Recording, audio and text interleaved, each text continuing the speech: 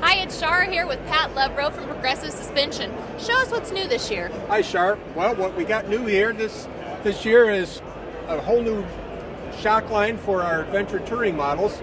This particular one is our 465 series with a remote preload adjustment, which is so important to this sector because the riders are constantly changing weight with gear and passengers and terrain that they're riding on.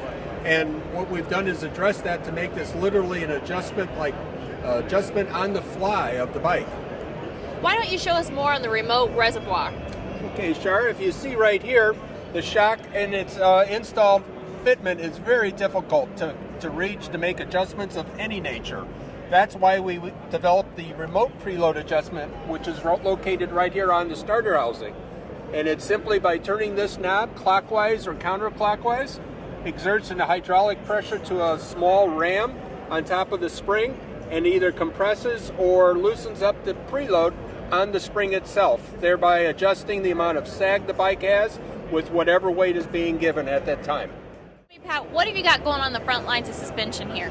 Well, Shar, now that we took care of the back end of the bike, yes, definitely we had to do some love to the front. And though you can't see the actual part, if you look here at the front fork, where our sticker is, inside there is normally a rod and a spring with some oil.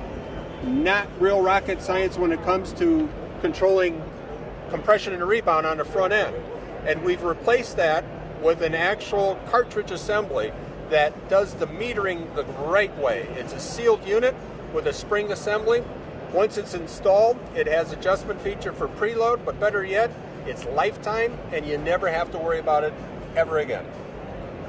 And Shar, here we have the actual part that I was just showing you on the bike. What this is, this section where you see our logo, this is actually a nitrogen gas charged sealed damper that has the valving internally made specifically for the KLR bike.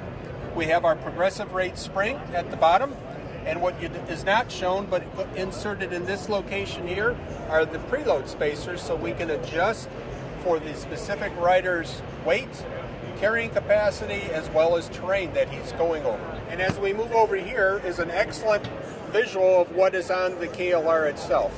This is that remote preload device that I mentioned earlier that is rotated clockwise or counterclockwise.